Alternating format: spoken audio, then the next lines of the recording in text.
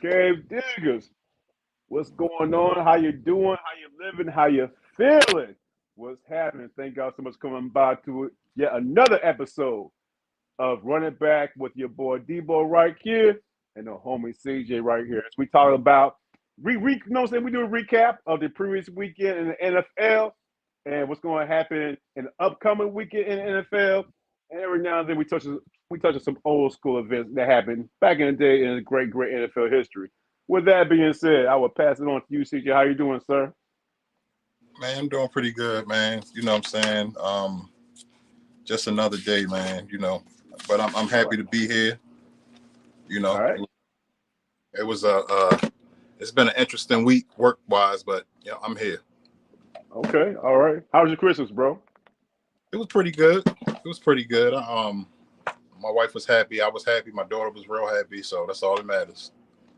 There you go. There you go, man. There you go. So let's dive into it, man. We had a bunch of great games that happened over the weekend, but usually you know what I'm saying, we just go right down a list of games that were played, but you know what I'm saying, if you don't mind, let's do something a little different, man. We're not going to sit here and act like that Baltimore Ravens and San Fran 49er game did not happen, dog.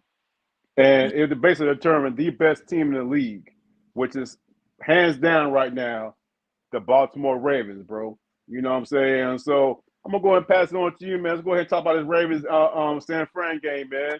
And we're gonna do it like that, man, because right now, as it stands, the Baltimore Ravens are the best team in the NFL. And they went into San Fran and they had Purdy all shook up. Purdy looked like he was literally Mr. He looked like the last round draft pick he was, man. He threw 4 interceptions, and Darnold wasn't that better. He went in there and threw a pick. The Baltimore defense, man, walked in San Fran and got 5 interceptions, bro. You know what I mean? But nonetheless, dog, from your perspective, you being in Baltimore and you witnessing greatness right now, what's your take on that game, man? We'll start with that game right there. We have to, bro. 33-19, dog. I mean, it was just an overall. Damn, my washing machine sound violent right now. Oh, that's not Um, good, bro. but yeah, it was just a dominant performance, man, by my boys. The talks leading up to the game was that the 49ers is going to, curb stomp us, and Mike Florio going on record to say that they was going to beat the shit out of us, and everybody was picking the 49ers. You know what I'm saying? They was 5-point favorites at home. Well, first of Mm-hmm. all, when you're favored at home, you get three points off the top. Right. So if you really think about it, it was only 2-point favorites. But needless to say, man, my boys went in there and handled business. I don't like the narrative that they have right now just because Purdy lost the game, that all of a sudden now before this, everybody was all on Purdy jock. Now everybody's saying he's a system quarterback and all this. Like, nah, man. Yeah, Everybody, stick to it. all teams have bad losses, and this was their bad loss. They got their asses handed to them. You know what I'm saying? And the defense showed up. 5 interceptions is insane. Yeah. Lamar Jackson made his bid for MVP like even more certain. 23 35, 252, 2 interceptions, 2 touchdowns, no interceptions, a 105.9 QB rating. He Okay. also ran for 45 yards. Zay Flowers, he had a good game, 9 for 72. And Isaiah Likely showing up, doing what he's supposed to do, 3 for 56. You know what I'm saying? Beckham had 2 Right. for 15. It was 2. Beckham 2 passes though was first downs that we needed, so that counts too. And on the other side, Brock Purdy, 18 to 32, 255, 4 interceptions, no touchdowns, a 42.6 QB rating. Christian McCaffrey, 14 for 103 yards and a touchdown. And George Kittle and Brandon Ayuk showed up too. George Kittle, 7 receptions, 126. Ayuk, 6 for 113. Now, the 49ers game, they tallied up over 400 offensive yards on us. And you wouldn't even, the score don't even tell that. Right. where did that 400 yards go? You know what I'm saying? Like, Right. but at the end of the day, man, I'm not gonna be long-winded because these are my boys, but I was very proud watching that game. I knew the game was over in the second half. I mean, the second quarter, towards the end of the second quarter, I just knew it was because I say the first quarter, yeah, the 49ers had us in the first quarter. Mm-hmm. But after that safety, which was the ugliest safety ever. Yeah, that's another thing, man. Hey, that referee got to get the fuck out the way, bro. Come Man, on, bro. that referee get out the damn way, bro. Come on, bro. And then, I mean, for them to not even discuss that, go to Harbaugh and be like, hey, that was our fault. We're gonna replay that down or something. Right. And no, he came back all aggressive, intentional grounding. That's a safety. Like, come on, bro. Like as if the referee wasn't not in the way. Like the whole world saw that shit. That shit pissed me off, man. But at that point it was still only 5-0. So I was just like, whatever. Let's keep going. Let's play Ravens football and beat the fuck out of these boys. And that's exactly what we did, man. Final score 33-19. I still don't take nothing away from the 49ers. They still one of the best teams in the league. They just had a bad night. But for us to go from Jacksonville all the way to the West Coast in a hostile environment like Santa Clara and deliver a win like that was special, man. So yeah, shout out to my boys, man. 12-3, best record in the league. They're a problem, man. We got them pesky Dolphins coming up next. Right. They got home field. They got home field through the advantage, bro. I mean, through the playoffs and stuff, man. So yeah, and we got home field advantage for the rest of the season. Right. That's what I'm saying. Yeah. So yeah. Shout out to them. Shout out to them. Baltimore for a long time. Yeah. Yeah, man. So it's going to be interesting to see what they do. Now we'll talk about that Dolphin game in a few minutes, man, because that's definitely not going to be nothing to sleep on, man. But let's go ahead and go on to shit. Did we both pick Baltimore? Did I pick San Fran that game? We both picked hold on.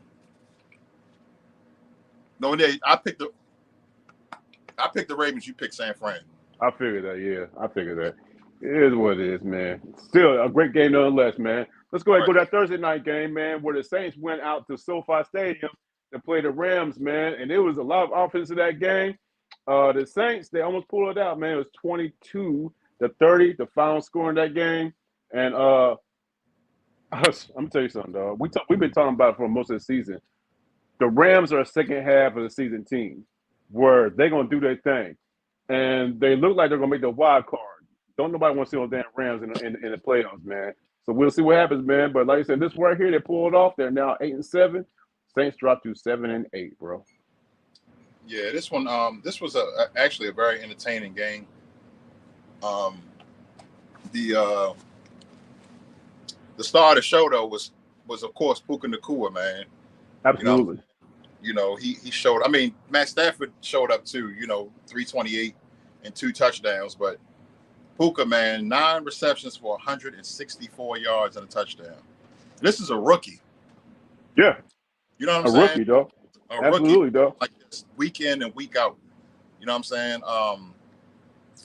Robinson had 82 yards receiving. Kupp had 52 yards receiving. But yeah, they showed up, man. Kyron Williams, another one, a rookie, another one. 22 attempts, 104 yards and a touchdown. Like the Rams got a squad, bro, and their defense is pretty good too. So, I don't, hell, they almost beat us. You know what I'm saying? Let me ask you a question reference to the Rams offense, then we'll talk about what the Saints did or didn't do. Do you think Puka Nacua is their number one? He's replaced Cooper Kupp as their number one, bro? No. No. I mean, performance-wise, yes, but nah. As far as being number one, nah. That's not gonna happen because Cooper Kupp is still that dude. You know what I'm saying? It'd be different if he was declining or something like that, but he's not declining. You know what I'm saying? He's definitely gonna keep that number one spot. But I mean, that's great company having the core right there with you. Then you got Tyler Higbee. You know what I'm saying? And I mean, they got a great squad, man. They got a great squad. They just got to keep it up. And they are 8-7, so they right in the mix. These last 2 weeks are going to, unlike people, teams like us and the teams that's up there double digits, we still got work to do too because we try to get that number 1 seed. But it's teams that's actually still trying to get in. You know what I'm saying? Absolutely, yeah, for sure. You know what I'm saying? So these last 2 weeks are going to be very, very, very interesting. For sure. What them Saints do, man? Pick the Rams for this one. Okay. All right. Cool. The Saints are now 7-8 right now, and Carr had over 300 yards and 3 tugs, man. That's interesting right there, man. So, yeah. And I think this is like first game Carr's had that he wasn't not the first game ever, but it seemed like every game he's injured, bro. He has an injury, and I think this game he didn't have no injury, so at least that's good news for his damn Saints. You know what I mean, bro? Yeah, definitely. Yeah. So let's got to move on, man. To the Bengals went to the Steelers. Oh, we both had Rams that game, right?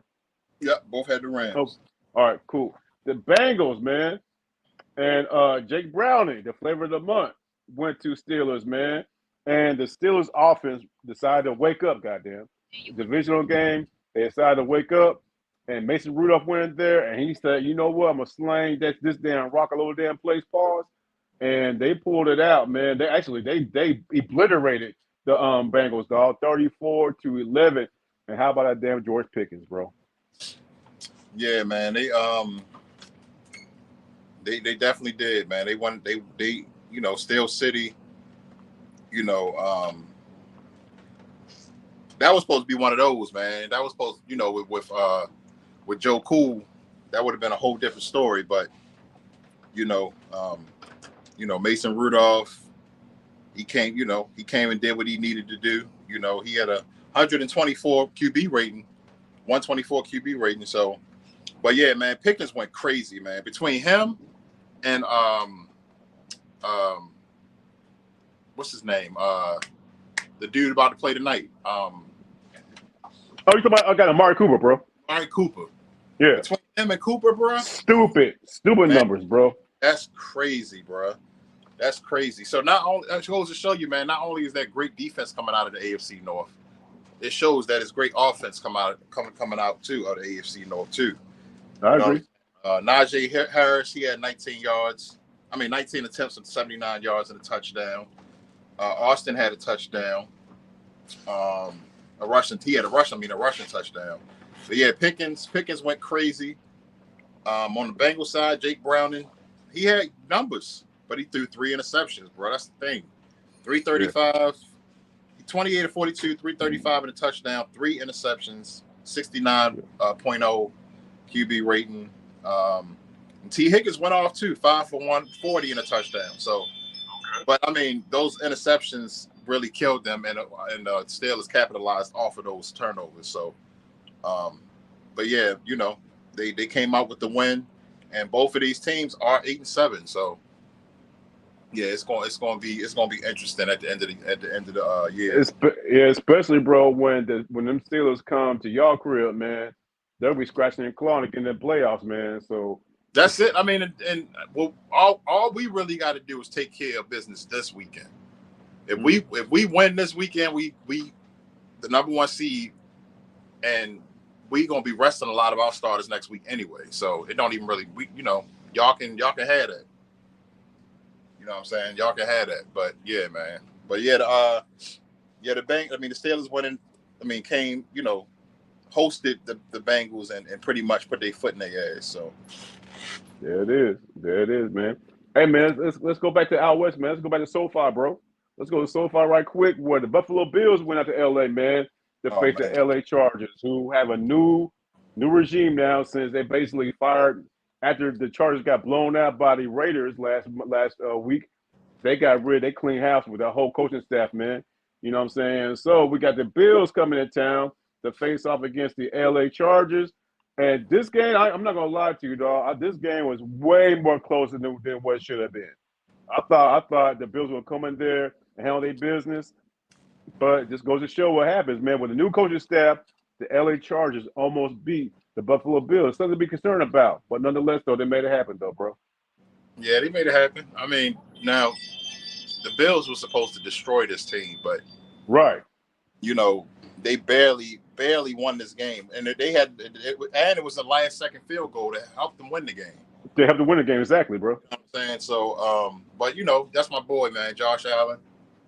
It's happy to see them getting back on track, 9-6. I'm trying to tell people, man, between the Bills and the Browns, those are the two teams that I think that in the AFC that nobody wants to see. Correct. You know what I'm saying? In that first week, I'm saying this with the hopes of us having that first round bye, but the Browns is clicking on all cylinders, especially depending on what they do tonight. Now, if the Browns stink up the place tonight, then it's gonna be like, I can't see that happening, bro. But yeah, but we'll I talk don't about see that happening. I think Flacco and Amari and Njoku and all of them about to have another great game. Flacco is living life right now, man. I mean, they ain't been doing nothing but winning since he came. Easily comeback player of the year, bro. Easily. Yeah, bro. He killing it right now, bro. And as Ravens fans, we all happy for him. You know what I'm saying? And of course, everybody wants to see that Ravens-Browns game in this playoffs because the storyline, you already know the storyline is going to be crazy. Oh, yeah, of course I do. Of course I do. You know what I'm saying? But anyway, back to the Browns and the Chargers. The Bills came out on top. Pause. Josh Allen, 15 of 21, 237 and a touchdown. I mean, he even had a mediocre game. He had a 104.7 QB rating. That's crazy when you say 237 yards is a mediocre game, but it's Josh Allen. Right, right. Exactly. We're talking about Josh, bro. But Cook, 20 attempts for 70 yards. Let me see. Gabe Davis had 130 yards. Bro, what the hell has Stephon Diggs been at? That's a great question, bro. Been under the radar for weeks.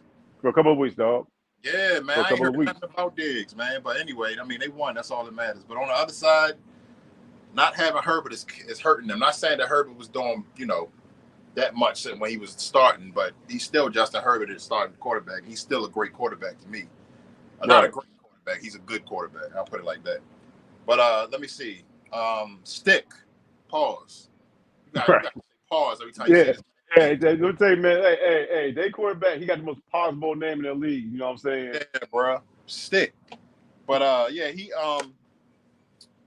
was 23 of 33 for 215, no touchdowns, no interceptions. He was sacked 5 times though. Right. Austin Eckler, 65 yards, and their leading receiver had 47 yards. So I mean, you can't really win like that. You know what I'm saying? So was it Keenan Allen injured this game right here? He was injured, right? Didn't play. Yeah, no, he didn't. Keenan Allen didn't play. But the Chargers is about to be in full rebuild mode. Absolutely. And they're about to be in full rebuild mode. New coach, hopefully new coordinators, new weapons. A healthy Justin Herbert next year, and hopefully they'll make some noise, man. Because I actually like the Chargers and Justin Herbert. So Keenan Allen, you know what I'm saying? So I wish them the best. But as far as this season goes, nah, it's over. It's a wrap, bro. It's a wrap. Yeah, they 5-10, so they pretty much out of it. They already out. They've been eliminated already. So it's a wrap, man. Who do we have that game? The Bills, Chargers. We both had the Bills. Okay, cool. Excellent. Hey, man, let's go ahead and go to this Commanders game, man. The Commanders played the New York Jets. High-scoring affair, very high-scoring affair. Breece Hall went the fuck off. A little closer than I thought it was going to be, but the actual New York Jets, man, they pulled it out, man. Or was it 30 to 28? How about that? Yeah, 30-28. It was a very entertaining game. I thought it was going to be given those Thursday night. I thought it was going to be given that Thursday night snooze fest feel. You know what I'm saying? Right. But it didn't. It definitely they definitely surprised us, but the Jets did come out on top. Trevor Siemian, 27 of 49, 217, 1 touchdown, 1 interception. Like you said, Hall went off. He had 95 yards rushing with 2 touchdowns. And then he had 96 yards receiving as well. Damn. You know what I'm saying? So, he showed up on both sides as far as receiving and rushing. And then Jacoby Brissett, man, came in again after Sam Howell was benched. You know what I'm saying?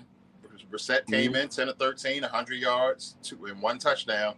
He looked good, bro. Like, he looked good. Yeah. So I wouldn't be surprised if Ron Rivera go ahead and just start Brissett for the rest of the season, just like, which we're going to get to. I feel like they just spit in Russell Wilson's face. We definitely gonna talk about that, bro. Yeah. That's But for sure. But as far as the Commanders, though, that's it. Ain't nobody really jump off the page. But yeah, but the Jets won. The Jets won, but it's just like, whatever. It's like both of these teams are trash.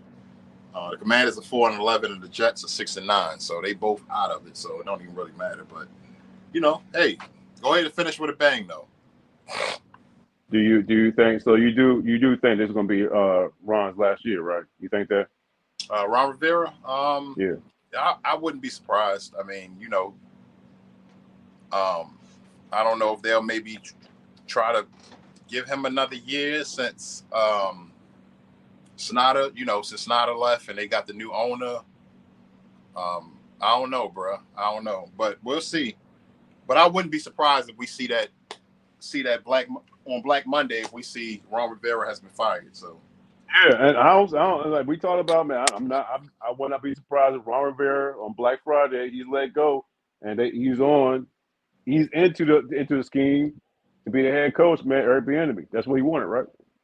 Yeah, man. I mean, I still say that was his whole plan, man. I think he knew that Rivera was on his way out the door, and that was his way of getting that head coaching job, man. So if Bieniemy gets that job and they able to draft a good quarterback.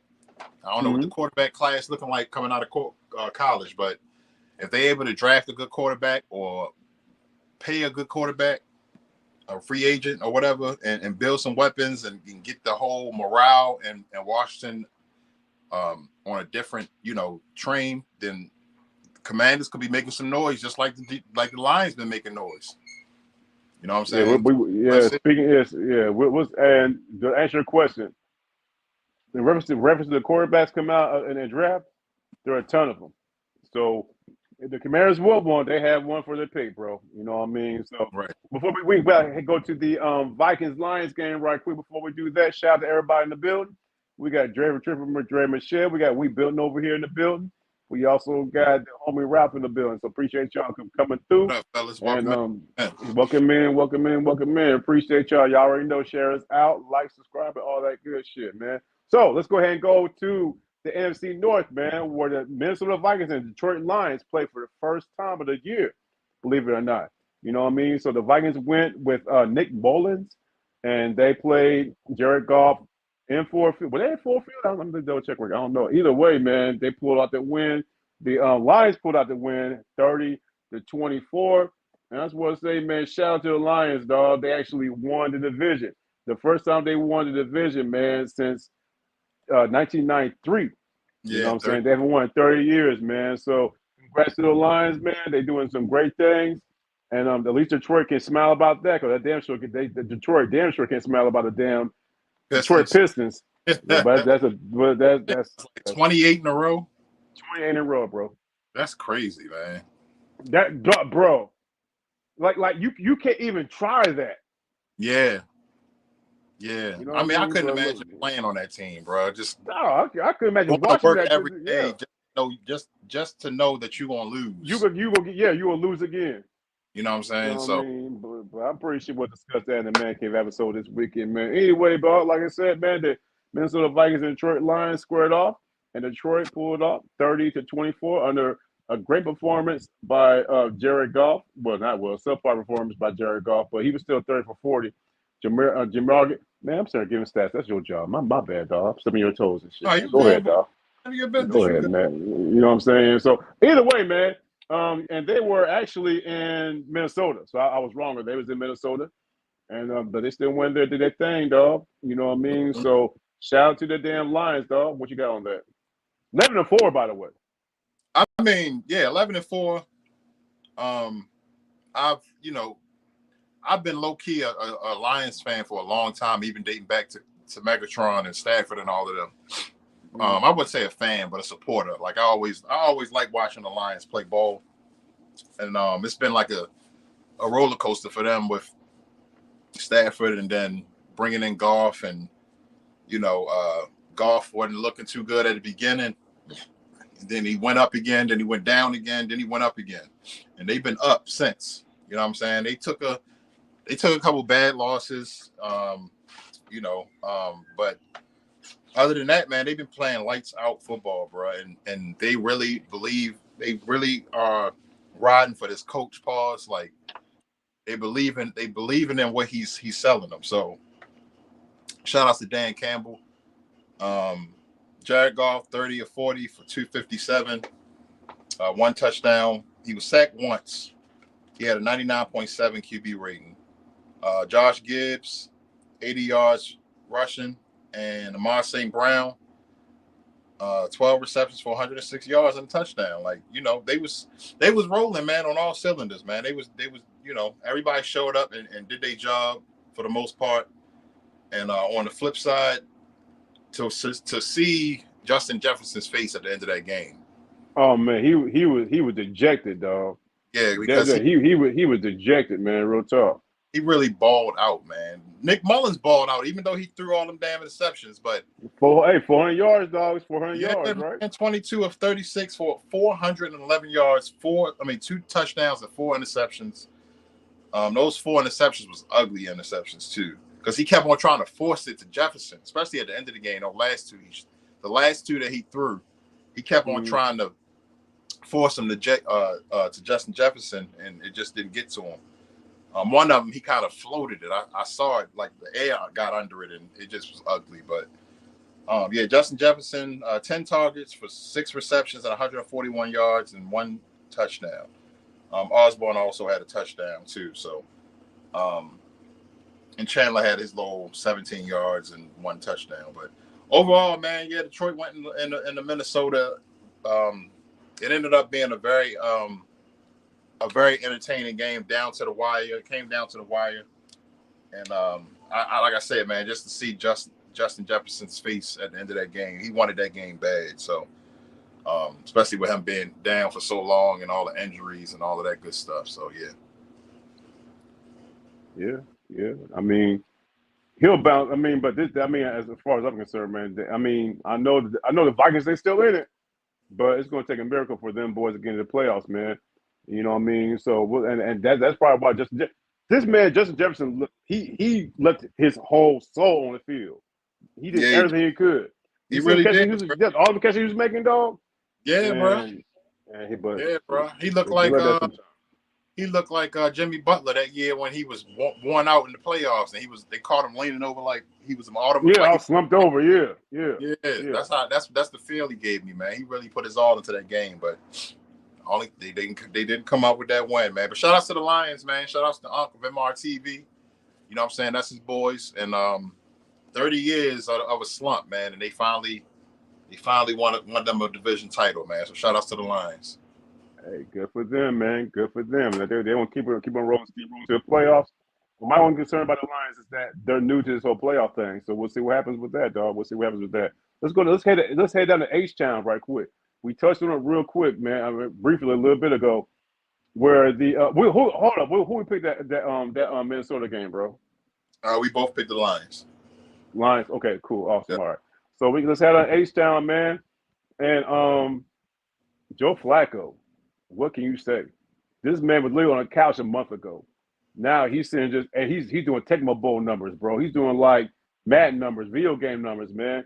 They went down there to Houston, and Flacco did his thing, but the man of the hour was definitely the receiver for the Cleveland Browns, man. Amari Cooper, 265 yards, set the actual Cleveland Browns record for receiving yards in that game.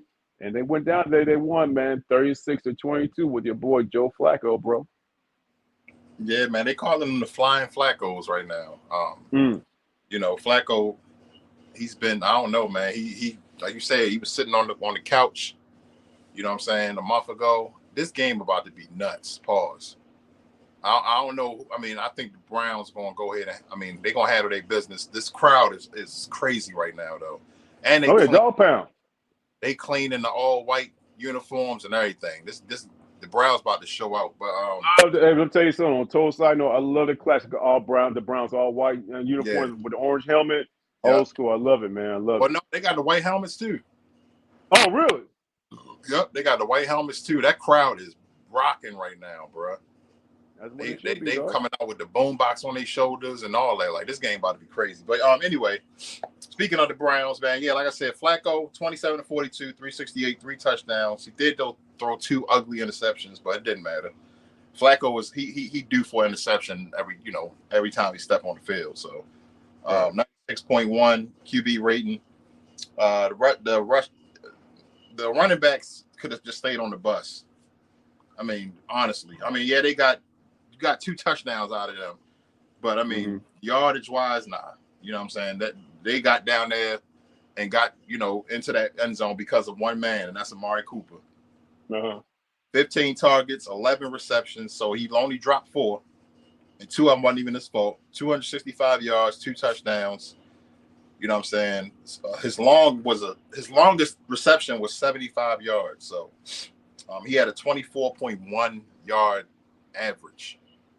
That's ridiculous. You know what I'm saying? That's crazy, though. On the other side, let me see. Mills and Case Keenum, they split receptions. Split time under center. Mills had 15 to 32 for 149 yards and 2 touchdowns. And Keenum, 11 of 17 for 62 yards. Singletary, 44 yards rushing. Schultz was their leading receiver, and Schultz is a tight end for 61. Right. You know what I'm saying? So, but yeah, man, the Flying Flaccos, man, they've been flying ever since Flacco came in town, and they really believe in right now, man. They got them great. They got them a Super Bowl MVP winning quarterback, a great defense, a great coach. You know what I'm saying? They've been on an up and down roller coaster ride, especially losing Chubb earlier this year to a season injury. You know what I'm saying? So, but yeah, man, shout out to the Browns, man. They sitting at I think 10 and 5. Yeah, they 10 and 5, and the Texans are 8 and 7. Okay.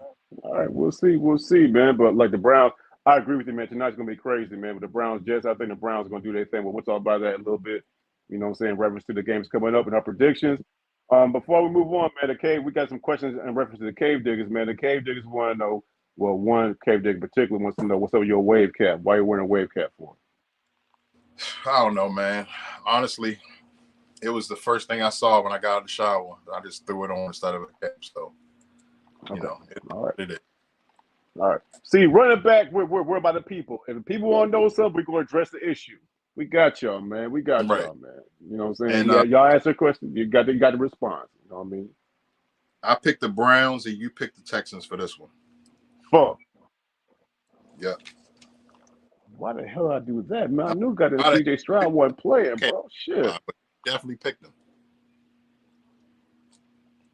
Well, here's another game that we did, dog, that worked out, and neither one of our favorite, dog. Let's go ahead and go to Charlotte, North Carolina, man, where the Packers went in to play the Carolina Panthers, man. Closer than expected game. And shout out to the Panthers, man. They played their asses off, man. They tried to win. But a little too much Jordan Love, man. They barely lost the game.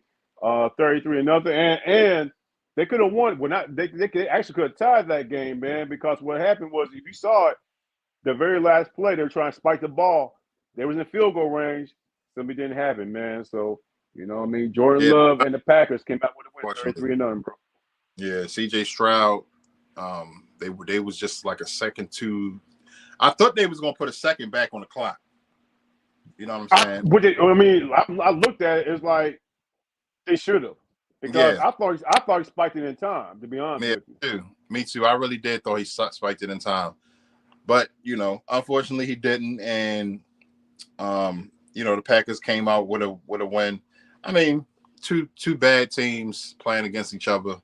Somebody got to win. And, was this a good game, or was this just two bad teams playing football? I think it was it's just two bad teams playing football, bro. Two bad teams playing football, man. I mean, there's really not much to say about this. Jordan Love, 17 to 28, 219, 2 touchdowns. Now Aaron Jones went off. 21 attempts, 127 yards, no touchdowns, but he did have 127 yards. Dillon had a touchdown, and Jordan Love had a rushing touchdown too. Mm-hmm. And what's it? Dobbs. He had 7 yards reception.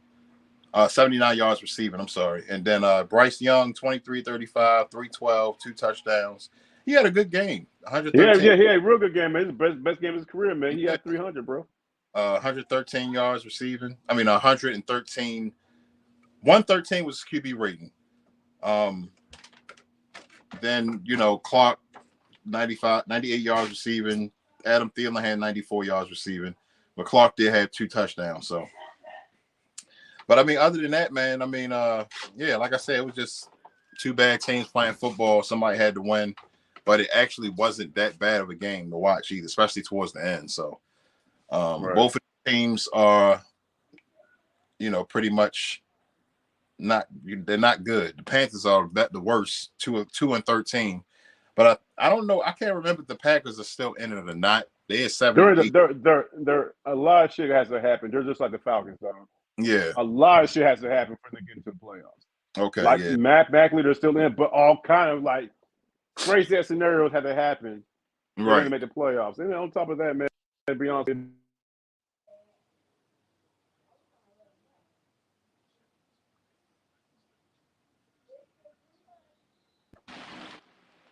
sorry about that, bro. My phone was ringing, man. Can you hear me? Oh no. You can you hear me? So, yeah, I can hear you. Okay, all right. Yeah, my phone's ringing. My bad, dog. But like I was saying, man, I mean, the Packers, even they did make the playoffs, man, it wouldn't. They would get blown out. So that's one of the teams that really don't deserve to be in the playoffs. But we shall see. We shall see, man. Hey, man, let's go ahead. And we both, of course, we both picked the Panthers in that game. We both picked the Panthers. I was about to say before Ralph get all, talk before he start talking about, his team and y'all always talk about my team. We both picked the Panthers for this game, and they let them down again. In our defense, bro. When we picked the Panthers, I think we were both very intoxicated on Natty Daddies. We made that pick. Probably. You know what I mean? But we did. Hey, it is what it is, though. You know what I'm saying? So, yeah, like you said, Ralph, you can't say shit to us. But we both picked the damn Panthers, dog. Right. You know what I'm saying? We got shared on. So it is what it is, dog. Let's go ahead and go to Nashville, man. The Seahawks went to Nashville to play the Tennessee Titans, dog. And it was a closer game than I thought it was going to be. And so they went in there. And, they eked out a win against a very subpar Tennessee Titans team. Now, the Tennessee Titans team, they was on that high because they had just beat the Dolphins the previous week. But Geno Smith went in there and did his thing, man. And Ryan Tannehill started this game and did absolutely nothing as the actual Seattle Seahawks went in there. And they eked out a win 20-17, bro. Yeah, Tannehill might as well get ready to be, a backup quarterback for the rest of his career because he's absolutely trash. Absolutely. You know what I'm saying? Absolute trash. 18 to 26, 152, no touchdowns. He was sacked 6 times. Derrick Henry, 19 attempts, 88 yards and a touchdown. And Okonkwo, he had Okonkwo had 63 yards and a touchdown as well. Oh. On the other side, Geno Smith, 25 36, 227, 2 touchdowns, 3 sacks. Kenneth Walker, 54 yards rushing. And Tyler Lockett had 81 yards receiving. So Smith and Jigba had 61 as well. So, but yeah, man, it really wasn't like a jump off the cage, offensive blowout type of performance for either team. The defenses really showed up in this one as well. So, the Seahawks, they eked out a win, like you said. And they had 8-7, man. I mean, they still in this thing.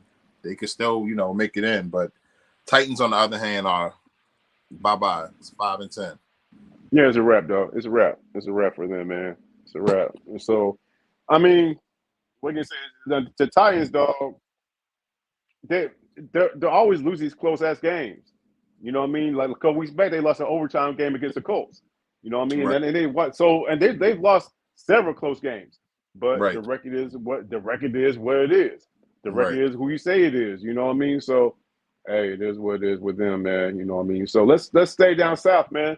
Let's head on down to the A town. Let's head on down to ATL, where your boy is, my hometown right here, where the Indianapolis Colts came down here, man.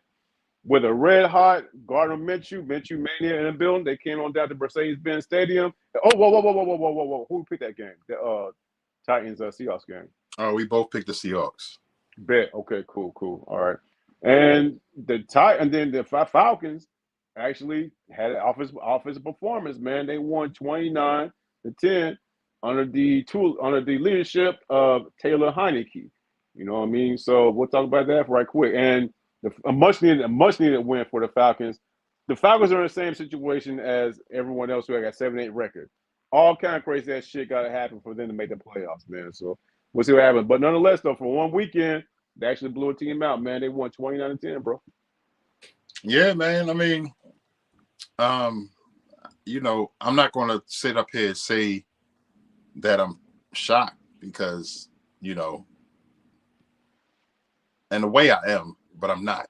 You know what I'm saying? Because it's not like the Colts have been playing great football all year, nothing like that. They do a loss when you least expect it. You know what I'm saying? But and especially they did win 5 and 6 coming in. So yeah, you know, I mean that's I think that's where the wow or shock factor come for me. And that's the reason I picked them last week, you know what I'm saying, to win this game. But you know, they didn't show up, man. They did not show up. That team, they actually look bad. They look real bad. The Falcons look they made the Falcons look real good. You know what I'm saying? And that's saying a lot, bro. Right, exactly. You know what I'm saying? That made them look real good. 29-10, that's a blowout. You know what I'm saying? But Heineke, man, 23 of 33, 229, 1 touchdown, no interceptions, you know. 99.2 QB rating. Robinson 72 yards rushing. Algier had 69 yards rushing and a touchdown. You know, and then the receivers, I mean, it was like, you know, dink and dunk, you know, everybody was doing their job when they caught, you know, to catch the ball, whatever. But other than that, this game was definitely one-sided pretty much the whole game. You know, the Falcons pretty much took over after the first quarter. I think it was tied in the first quarter. Right. 7-7, I believe. But after that, I think the Falcons just took over after that. But shout out to your boys, man. They came out on top, pause. You know what I'm saying? And they got, I can't even say squeaked out or eked out with a win. They got the win in a commanding fashion. But the Colts are sitting at 8-7, Falcons 7-8. Both teams still in it. We're gonna talk about AFC South right quick because we're about to talk about another AFC South team, man. That whole AFC South division is like jumbled up, man. Because the Jaguars, I think they're 8-7. The Colts 8-7. The Tennessee Titans, they're out of it. You know what I mean? So we'll see. We'll see what happens with that, man. It's gonna be real interesting what happens with AFC South, particularly these last couple of weeks, bro. These last 2 weeks about to be insane, bro. It's about to get real. You know what I'm saying? Yeah, absolutely, yo, absolutely. Let's go ahead and go down to the state of Florida, Sunshine State, man. And speaking of sunshine, Trevor Lawrence and the Jacksonville Jaguars went on down to the Tampa Bay Buccaneers. And initially, I thought it was going to be a crazy game in reference to, you know what I'm saying, Trevor Lawrence doing his thing. It was anything but, dog. Your boy. My boy. Boy, I'm starting to be a believer, dog, in Baker Mayfield, man. I'm starting to be a believer in Baker Mayfield. He went down there, did his thing, and Tampa Bay handled their business. If they win the next game, Tampa Bay is the NFC South champs, bro. Shout out to the Tampa Bay Buccaneers, man. But more importantly, shout out to my boy Baker Mayfield, man. You know what I'm saying? He's been showing out, man, week in and week out. Like you said, they could win their division. And they talking about giving my man a multi-year extension. Which they should. Shout outs to Baker. I mean, yeah. He's finally found a home, bro. Yeah, he's been through a lot since he left the Browns. You know what I'm saying? And you know, I you know, it looked like he had a home when he went to LA, but that didn't work out.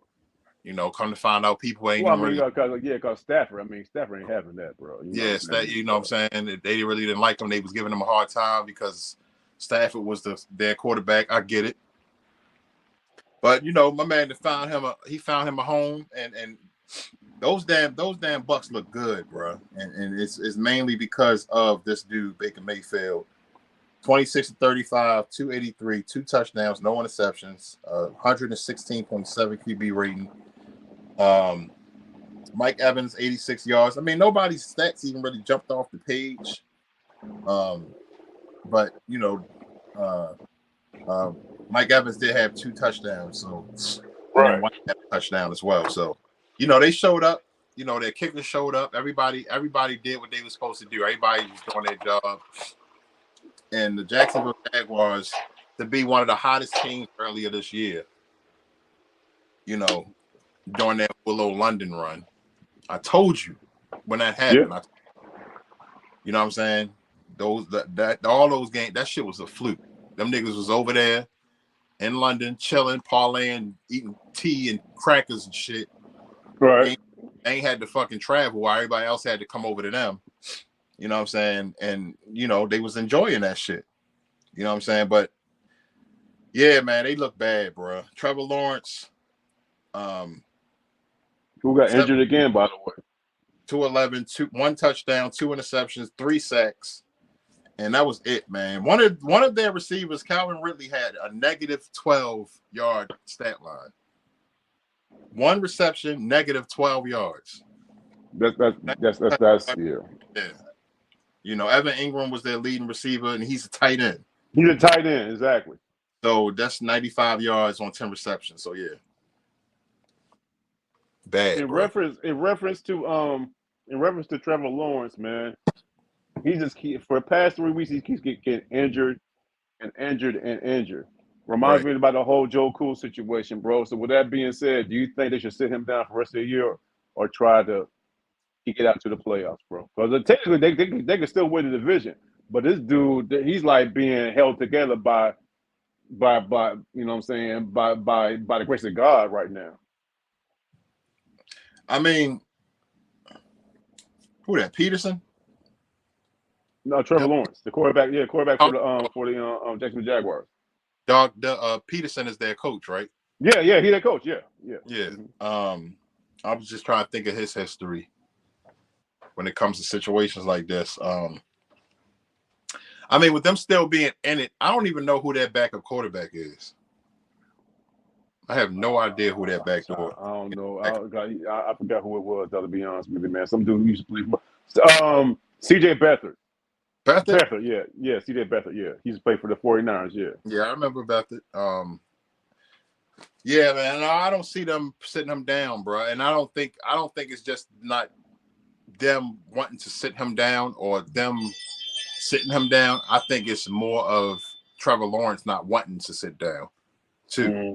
You know what I'm saying? So I'm sure Peterson and the strength and the conditioning coaches and the training staff and all of them, you know, the doctors and all of them, they probably working overtime to keep that dude upright.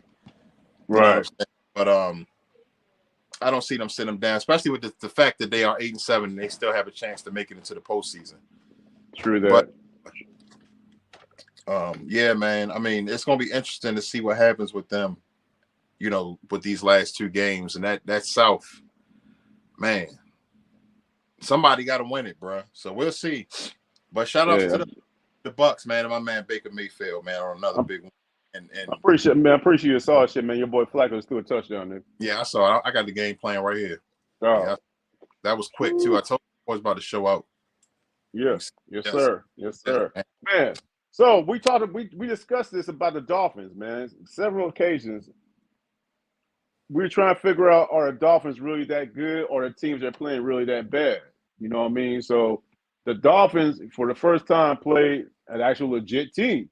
You know what I mean? So the Dallas Cowboys, Red Hot Dallas Cowboys, red hot. You know what I'm saying? Dak Prescott went on down there, man, and it was a battle. It was a battle, but the Miami Dolphins pulled out, dog, 22-20. So I guess should that basically put the rest that they're not a decent team playing bad teams, or they're actually a good team? I mean, we're not. Listen. Okay, fine. I know I shared the narrative, you know, or I took part in the narrative, I should say.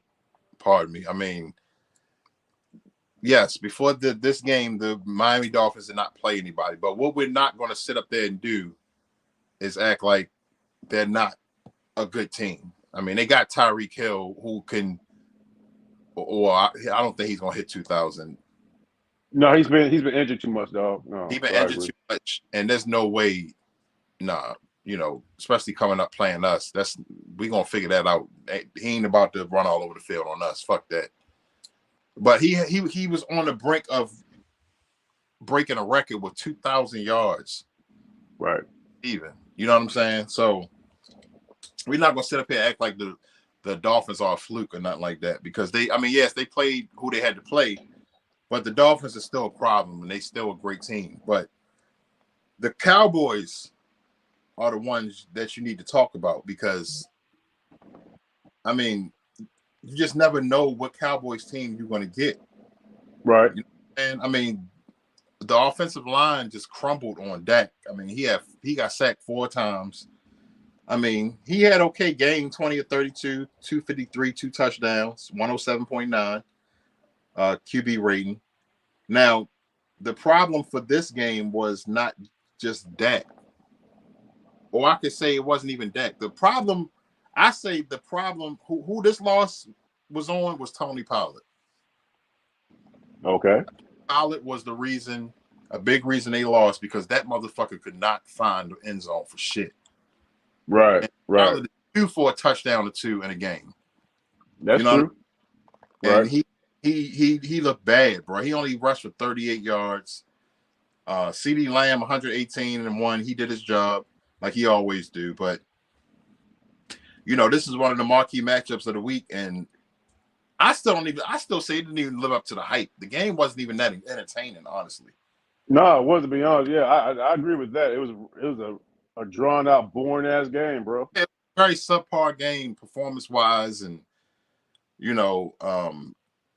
the crowd was rocking, of course, in Miami, but it was just one of those. But anyway, the Miami Dolphins went, they down in South Florida did their thing, and they had 11-4, and the Cowboys 10-5. 2 teams very, very, very well in it.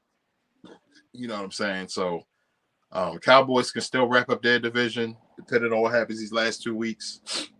And the Dolphins can wrap up their division as well. So we're gonna see, man. I'm excited to see these last 2 weeks of football. Sure, as you should be, dog. I'm so excited, bro. Yeah, I mean, these last 2 games that your boys about to play, man, we got the chain, man. Well, I mean, I'm not even just in that aspect with my boys. I'm talking about period. Just as a football fan, this is like my man say, Scott Hansen. I mean, it giving me witching hour feel. You know what I'm saying? Right. Like, yeah, it's feeling like when to go home on some shit, like the playoffs before the playoffs. So I don't know, bro. I just get excited around this time of the year. But shout out to the Dolphins for coming out with the win. And as far as the picks goes, I picked the Cowboys. You picked the Dolphins. Okay. Let's go back to that Falcons Colts game. Who picked that game? The Falcons. I picked the Falcons. I picked the Colts. You picked the Falcons. Okay. Yeah. And Jags and Buccaneers.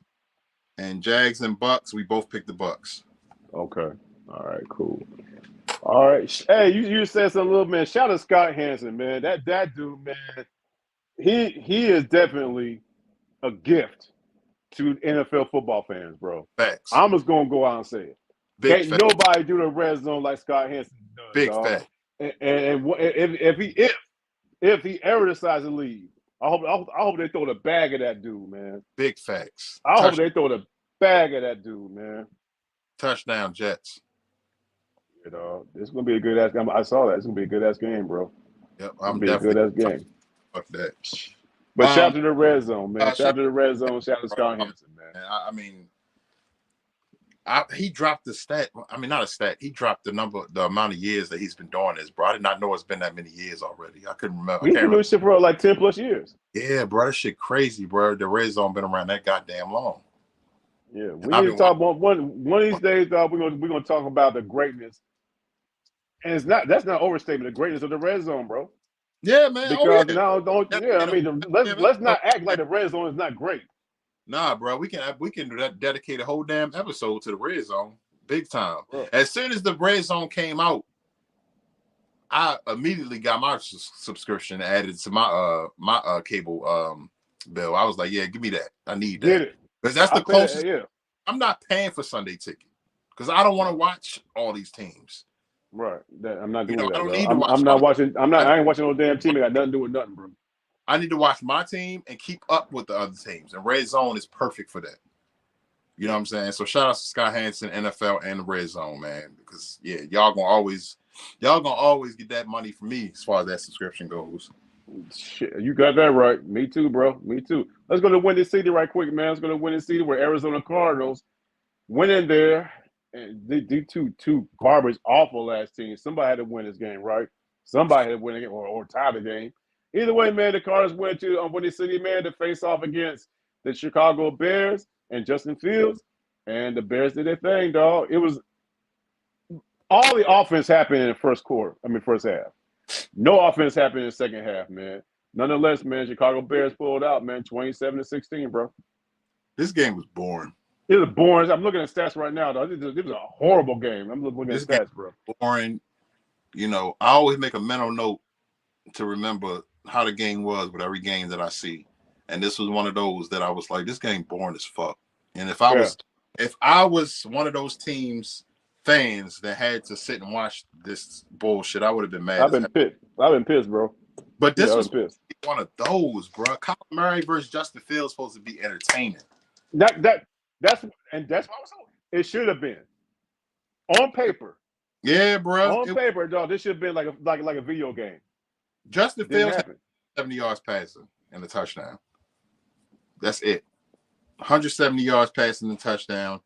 Komet went off 4 receptions for 107 yards. And he a tight end. A goddamn tight end. That's been the. Oh, you know what? Speaking of tight ends, bro. Speaking of tight ends, dog. Hey, man, the NFL lost one of the best tight ends in the league due to 2 ACL injuries, dog. T.J. Hawkinson for T.J. Hawkinson out for the year, dog. Minnesota Vikings. He had 2 ACL injuries. Oh man, he's out for a year, bro. T.J. Hawkinson, dog, one of the best tight ends in the league. That's terrible, man.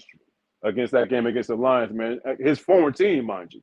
Yeah, man. Shredded team, so he is totally out, bro. So anyway, like I said, I mean, side note, I know a totally different sport as well, but prayers and shout outs to Aaron Gordon too, man. Yes.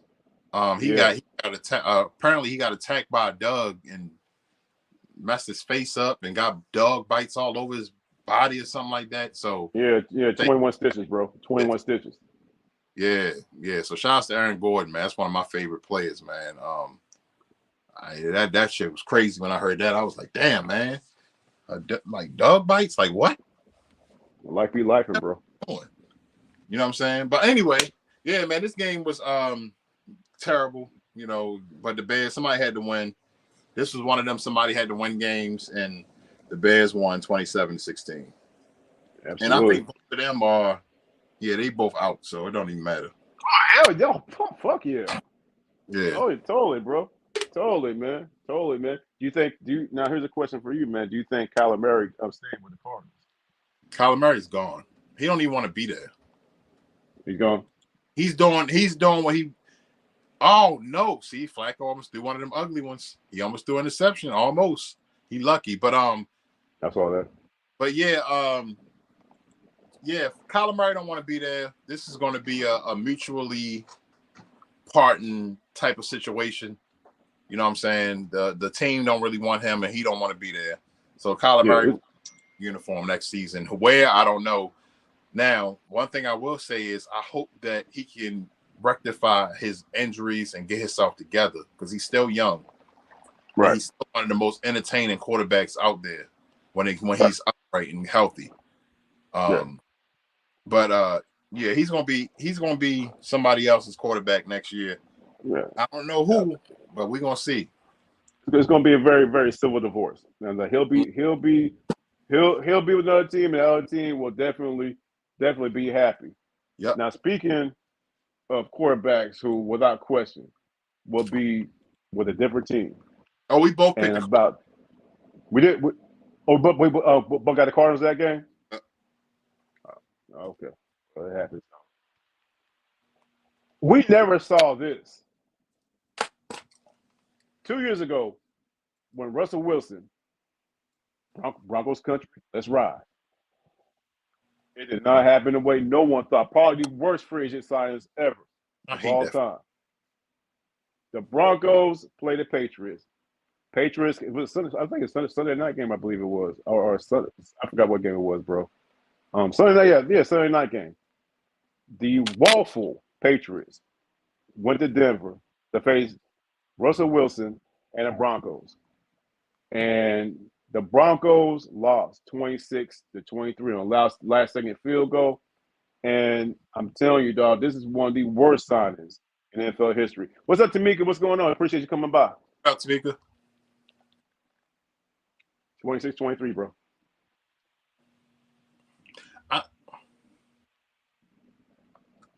They lost to Zappy. They lost to Zappy and Patriots, bro.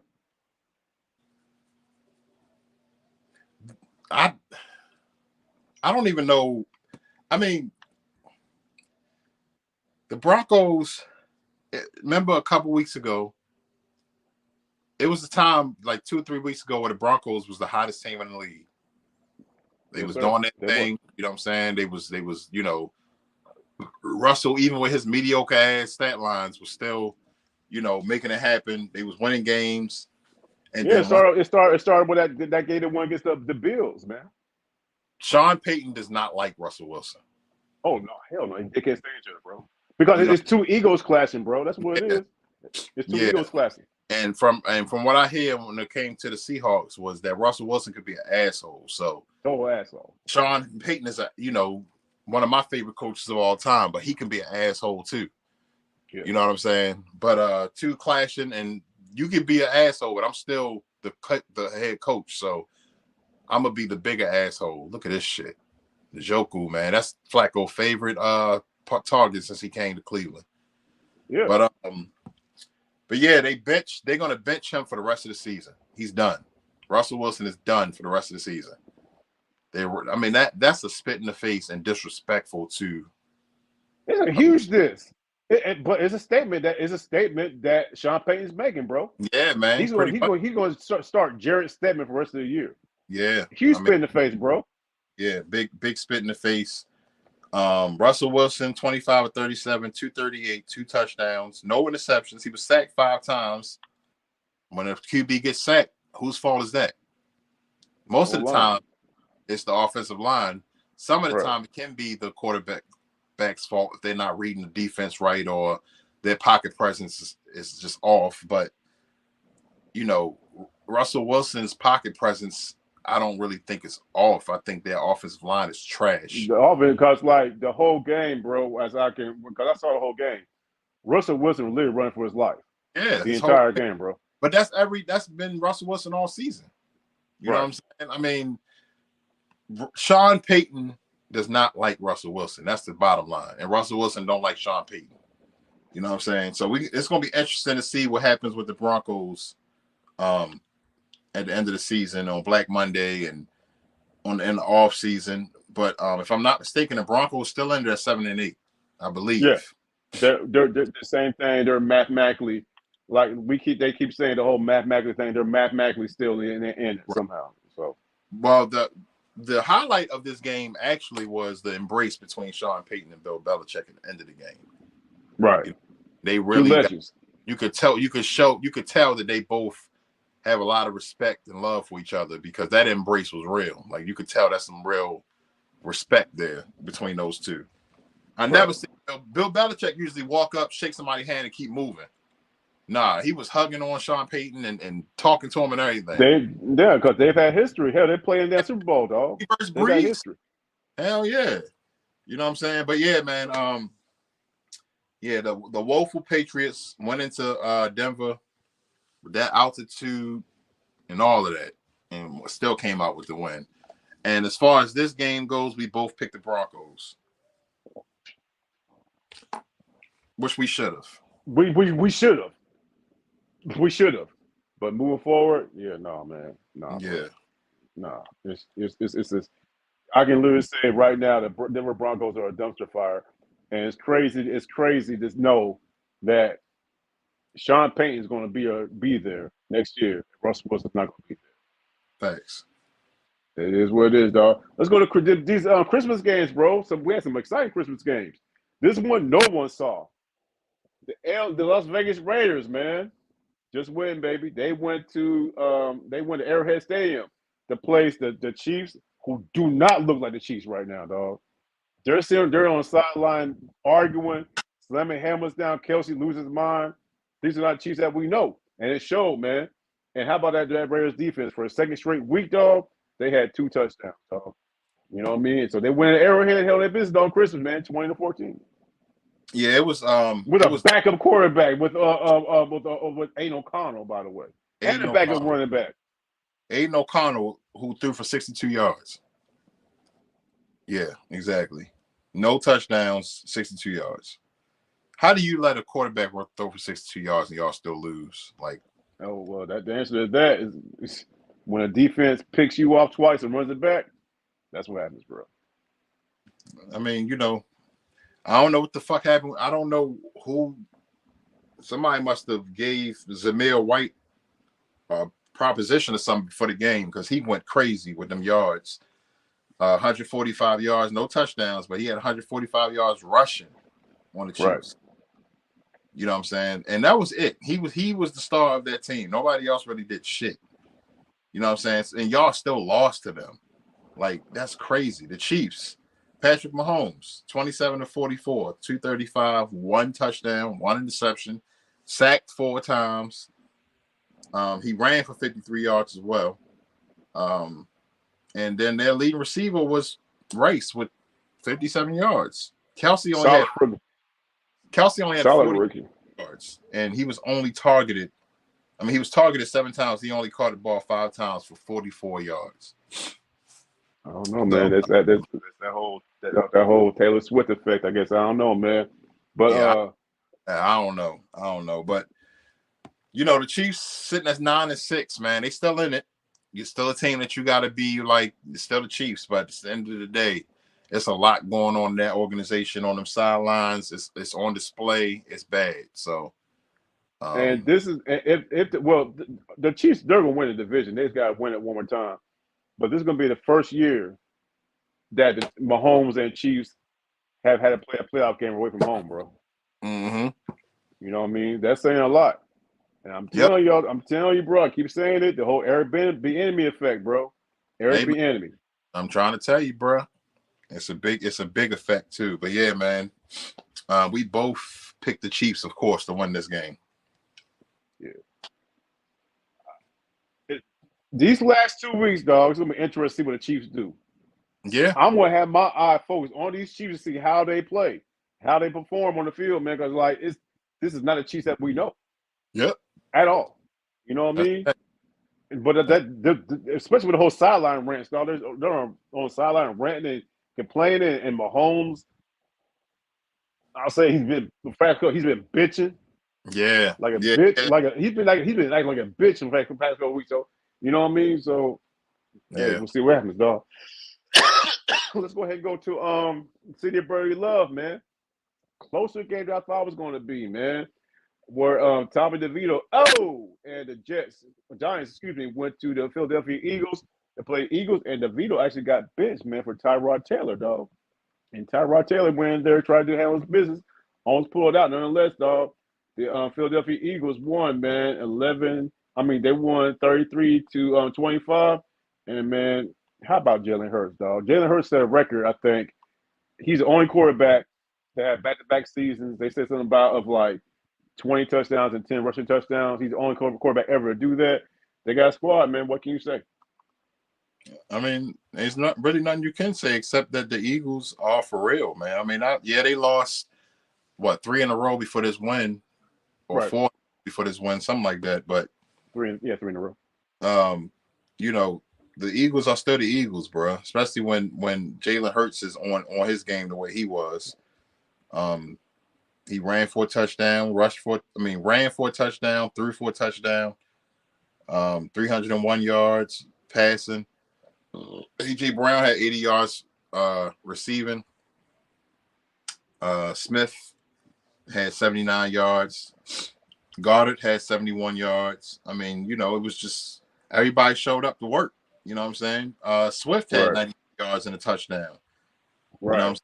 Everybody showed up, man. But that DeVito effect, bro. Nope. Nah. Ain't nobody got time. It was cute. It was cute, bro. You know what I mean? But even with his and all that little, Joe Pesci shit, ain't nobody got time for that. Right. Tyrod Taylor came in 7 of 16, 133. He looked good out there. He was trying his best to get them a win, but it just didn't work out. The Giants are. I couldn't imagine being a New York Giant fan, bro. I swear. I mean, all of these years, just woeful, just bad. Even you can't even say since Eli, because even towards Eli, at the end of his career, it was bad. You know what I'm saying? So when Daniel Jones took over, yeah. Right. So I mean, it is what it is. I mean, not having Daniel Jones not even that good. You know what I'm saying? So I mean, but yeah, shout out to the Eagles, man. They sitting at 11-4. They was the number 1 team at one point, handling their business. Even dating back to last year with Halloweens and all that good stuff, but it just didn't work out. They lost in the Super Bowl to the Chiefs. I don't know, man. I don't know. But as far as Giants are concerned, I think in Giants they will bring back DEBOE, their head coach, because of the injury factor. I mean, he's a decent coach, you know what I'm saying? But if not next year, he's gone, bro. Yeah, DEBOE. I think. Well, I will say what I say about DEBOE is it depends on what the ownership wants to do. As far as what y'all want to do, do y'all want to try to see if Daniel Jones is going to be okay, or are we looking for a different quarterback? You know what I'm saying? That is the NFC. I mean, Kyler Murray. Just saying. Wow. Kyler with the Giants, that'd be something. You know what I'm saying? If you want to stay in the same conference, that's the NFC. That'd be interesting. That'd be interesting, man. And New York Blue. I mean, we'll see. You know what I'm saying? But yeah, man. I'm gonna let you go ahead and set us up for the next week, and I'm gonna go ahead and tally these standards up real quick. Okay, all right, absolutely. So with that being said, we're at halftime right now. We're going to do rapid fire with the games going on this weekend. Before we do that, please make sure that y'all check out 3 and Out with our homie man Real Ralph as he goes on with the college football events. A lot of bowl games going on. I had the pleasure of actually chilling with Ralph on the 3 and Out we did last night, man, and a lot of bowl games going on, but the main thing we want y'all to do is check us out on Monday, New Year's Day, where we'll be hosting the Mancave live game day streaming. We'll be hosting for the Alabama and Michigan game. That's going to be a great game right there, college-wise. Of course, with us, man, check us out right here. We're running back with your boy DEBOE right here. And, man, I can't believe, man, it's New Year's next year, man. I can't wait, man. The Mancave game day streaming going to be great things for 2024. All of our individual channels we have lined up to do great things too. I guess all I'm saying is this: is check us out, share us out, like us, all that good stuff. Dre and Michelle, they got live with Dre and Michelle, and the last one they did was phenomenal. First one they did was phenomenal. My man CJ and his beautiful wife CJ and Shereese, they have the Social Den. I got my series coming up, the Southside Foodie, where I will be going to numerous restaurants around the south side of Atlanta and beyond to sample some of their cuisine, and of course, Real Ralph and Meka booth. So we got a lot going on right here. So with that being said, rapid fire. Let's go ahead and dive into week 17 of the NFL, starting right now with the Jets at the Browns. Before we do that, man, you got the tally. You got the tally for Yep. Tally. for the, The new tallies are you had a great week, 10-6. okay. And now you are sitting at 86 and 60. Okay. And I went 8-8, and I'm at 81 and 65. So that's the new tallies so far. Neck and neck, bro. Neck and neck. Yep. You know what I'm saying? Yep. We got two more. We see who's going to be the champion of the running back tallies, man. So let's move on, dog. Let's get going with rapid fire, starting with right now the New York Jets at the Browns, and tightly contested game right now, man. They're in the dog pound. I'm believing what Flack. I'm picking up what Joe Flack was putting down, man. I'll definitely take the Browns this one, bro. Yeah, I'm definitely taking the Browns too. And the fact that it's 20-7 in the first quarter already is saying a lot. So, that crowd's definitely getting their money's worth, man. oh yeah, definitely getting their money's worth, dog. Oh. So the Lions at the Cowboys, man. I know they're in Jerry world. I get it. I get all that. I'm a believer in what Dan Campbell's doing, man. For those Lions, give me the Lions, bro. Yeah, I'm gonna go with the Cowboys. I got a feeling they're gonna bounce back. At home, I'm sure Jerry in their ass right now. Pause. And Mike, McCarthy. I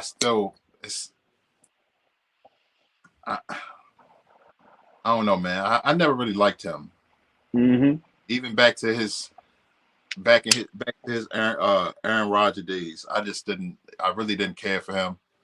You know what I'm saying? A-Rod, that's my boy, but I never liked Mike McCarthy as a coach, and I really don't think he's the answer for I think he's very overrated, dog. Yeah, I never really liked him ever. So, but I'm gonna go with the Cowboys though, man. Being at home in Jerry's world, let's see what happens. Okay, we shall see. Titans, man, held down H-Town to take on the Texans. Texans will have C.J. Stroud back. He's out of concussion protocol. Man, the Titans are trash, bro. Especially if Tannehill plays. No, sir. Even Will Levis playing, no, sir. Give me the Texans, dog, to win the ninth game of the year. Yeah, I'm gonna go with the Texans too. That being at home, the ovation that CJ Stroud is gonna get. Yeah. You know what I'm saying, from them fans, and that place is gonna be rocking. And shout outs to the Texans, man, for following concussion protocol and keeping their rookie quarterback out like they're supposed to. Not just one game, 2 games. Yeah, exactly. They did exactly what they were supposed to do by keeping him out. You know what I'm saying? And they are still in the race at 8-7. So just win these last 2, man, and see what happens, and hope for some losses and all of that. But I'm gonna go with the Texans as well. Texas it is. My Falcons, man. My Falcons headed to Windy City to face the Bears. I don't know, dog. My Falcons, they so bipolar-ish, dog. But I gotta go with my squad, man. To go up there. The Falcons got a top 5 defense in the league. A lot of people don't know that, man. You know what I'm talking about? The Falcons are the only team in the league 3 times they've held an NFL team without a touchdown. You know what I'm talking about? It's just that offense, dog. So with that being said, give me my Falcons, dog.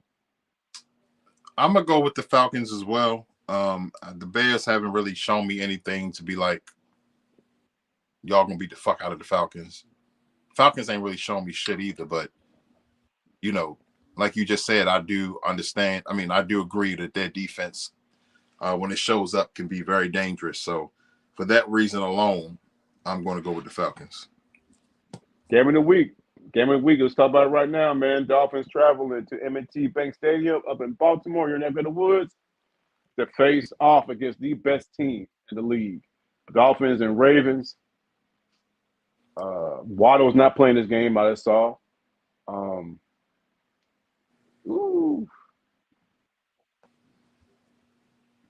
I think Tua's going to do something, dog. Give Miami in this one, man. I just think Tua has that one more game, man, that he's going to handle his business. Give me Miami, dog. Well, the Ravens coming off a huge win. I love my boys, man. I love how they are handling this media. They're not really feeding into this whole Ravens the best team in the league shit. They still staying humble. I love hearing that from them. I love how humble Lamar is and how he's been handling this media. He don't get disrespectful. Even with Mike Florio saying what he said. Right, I heard that. Humble. You know what I'm saying? And that goes to show you that, you know, that says a lot about the coach as well. You know, coaching the boy, coaching the men up and telling them, don't even listen to the noise, let's play football. Being at home, this crowd gonna be rocking. They know what's on the line. We need this #1 seed. Two or not, no Waddle. Mike McDonald's gonna come up with a plan to tame Tyreek Hill. I got the Ravens winning by double digits. I don't know if it's gonna be high double digits or low double digits. Golly, bro. I think that the Ravens I think we're gonna beat the shit out of the Dolphins. And it may not be score wise, but performance wise. I think it's you said they're gonna win by at least 10 though. Yeah, I got us winning by at least 10. You know what I'm saying? I just feel like the Ravens is on a high right now, bro, and they not listening to none of that. We playing football, Ravens football, and we look good doing it. So I'm going with my boys. Okay, all right, true that. Let's head on down to Tampa, man, where the Saints are playing the Buccaneers. Both teams coming off of well, no, the Saints lost last week, so the Saints they lost last week, I think. But either way, we got Derek Carr going to face off against Baker Mayfield and the Buccaneers. The Buccaneers win this game, they win the division. Enough said. Give me Tampa Bay to win this game and seal the division, bro. Yeah, man. I mean, I don't even know why you gave that whole spell. I know we trying to be, you know, this is what we got to do. Right. You know, set it up, but you know, the Saints, man, ain't no way they beating the Bucks at home, man. Come on, man. Shout out to my man Mayfield. I'm going with the Bucks. You think Baker might have another 4 touchdown game in them? I ain't gonna say. You know what? This might be a what's his name, Rashad White. Right, Rashad White game. A White game. You know what I'm saying? But Baker going to do his job. But this might be a Rashad White game. You know what I'm saying? I think it's gonna be Mike Evans game, bro. Oh, Mike Evans. I think it's gonna be Mike Evans game, man. This sets up for because Mike, he's been for a past coach. I mean, he's a Hall of Famer, first of all. You know what I mean? But I think he's gonna do his thing, show out for the home crowd to get that NFC South ring, dog. Right. Patriots are going to Buffalo and face off against the Bills. Josh, bro, come on, Josh. And you said a little bit ago, you know what I'm saying? Like, where's Stephon Diggs at? I think Stephon gonna show out this game, man. Give me the Bills and Stephon and Josh, bro. I mean, this would be the game for him to show out at home. Right. You know what I'm saying? They need to beat the hell out of the Patriots, man. There's no excuse. They need to beat the hell out of them. Like, this should be a statement win. It's a divisional game, so you definitely need to win. You know what I'm saying? And that'll take them to 10-6. Right. The pieces falling in place for the Bills. They just got to keep winning football. That's all they got to do. That's it. It's a simple recipe. Keep winning and y'all in, pretty much. That's all you want to do is get in anyway. There you go. So I'm going with those two. I agree. Bro, all right. Cardinals at Eagles. I ain't gonna say nothing else. Yeah, keep it. We're gonna come up with something new. With games like the Cardinals versus the Eagles, keep it moving. Keep it moving. Yeah, that'll be a new segment of goddamn running back. Keep it moving. Yeah, keep it moving. When you run into a game like this, you ain't even gotta say who the winner is. We both know who the winner gonna be. Keep it moving. Yeah, Eagles. So I'm putting us down for the Eagles. Panthers and Jaguars, man, with a very gimpy Trevor Lawrence. Bryce Young did his thing, 300 yards, man. I think that was I'm gonna do it again, bro. Ralph, I got your back, man. Ralph, I got your back, bro. The Jaguars looked like shit last week. The Panthers, they're playing their hearts out, bro. For a second straight week, I'm going with the Panthers, bro. Phew, I ain't never did that. You brave. For a second straight week, bro, I'm going with the Panthers. Something's got to give, bro. I'm just saying. They can't just win two. Give me the Panthers, bro. Mm-hmm. Fuck that. If I'm wrong, I'll take the sword, man. But yeah. Fuck that. Give me the Jags. The only reason I'm picking the Jags is because they're at home. That's the only reason. Because the Jags is ass too. So give me the Jags at home, and we'll see what happens. We shall see. We shall see. Raiders, man, just win, baby. They're going to the Colts. Raiders off that big time win against the Chiefs. The Colts come out that sorry as loss against the Falcons. I'm buying. I'm buying, man. You know what I'm saying? That defense for Raiders with Cosby and that secondary. 2 straight weeks they've had touchdowns, man. Over the past 2 weeks, the Raiders defense have had 4 touchdowns. I'm not saying they're going to do it again, but I'm feeling what Antonio Pierce and the Raiders are doing, man. Give me the Raiders. I'm going to go with the Raiders, too. Minshew is not the answer. I don't give a damn that they're at home or not. You know, I still think the Raiders going to rip their hearts out. So give me the Raiders, too. Okay. Duly noted. LA Rams, man, going to the New York Jets. This is a wrap for the Jets, dog. Give me the Rams. I think Rams going to blow them out. I think Puga's going to have another great game, and the Rams going to make a statement into the playoffs. They're going as a wild card team, but I think this weekend, next week, they're going to win and make it to the playoffs, man. And the NFL needs the Rams in the playoffs, though. They need Sean McVay and the Rams in the playoffs, but I think the Rams and Matt Stafford are going there and handle their business, dog. Give me the Rams. Yeah, give me the Rams, too. I mean, especially looking at the Jets right now. I mean, this vaunted Jets defense, you know, Flacco and them put up 20 points against them in the first quarter. So, yeah, I mean, give me the Rams, too. I mean, if Flacco is doing this. They're playing Giants and the Jets. We're talking about the Rams and Giants. Oh, the Rams and the Giants. I'm sorry. Well, there you go, bro. Shit. That make my case even better. Right. They're going to shit out of the Giants. Yeah, give me the Rams. I mean, of course, give me the Rams. If it was the Jets, I would have said the same thing. But give me the Rams. I'm going to put the Giants down here. Good. Okay. All right. And on a brand new segment here on Running Back called Keep It Moving, we come across the San Francisco 49ers versus the Washington Commanders. Keep it moving. Hey, bro. They going to Washington? To Washington. It don't matter if they was going to the moon or to the dollar store. Or to some scrub-ass high school field, yeah. This is a pissed-off 49ers team, too. Very, very pissed-off team, bro. Right now. So they going, yeah, and Brock Purdy hearing all this bullshit, people doubting his skills, and yeah, he going to show you. And it's unfortunate that it's got to be those damn, he dropped the ball. Get it? That's just ball. Oh, just man. Don't drop no balls. Pause. Nope. My fault. Yeah, but yeah, the 49ers gonna beat the hell out of them, bro. It's gonna be bad, right? Real bad. And it's gonna be an I show you game by a guy named Brock Purdy. Yeah. Like I just said, it's gonna be an I show you game, man. Him listening to the pundits and the narrative right now, since he lost to us, and now all of a sudden everybody is doubting him. Was that a clean? Oh yeah, that was clean. Good. That's CJ Mosley. CJ Mosley. That was a clean hit. But 49ers Commanders, keep it moving. Keep it moving, bro. All right. Steelers going out to the Pacific Northwest, man, and face the Seahawks. Oh, man. That's my dark horse game of the week, dog. Yeah, big time. Big time. I'm going with the Seahawks. You going Seahawks? I'm going with the Seahawks at home. That 12th man. That 12th man, bro. Yeah. I'm just Geno. Seahawks, definitely. Especially if Mason Rudolph about to be playing.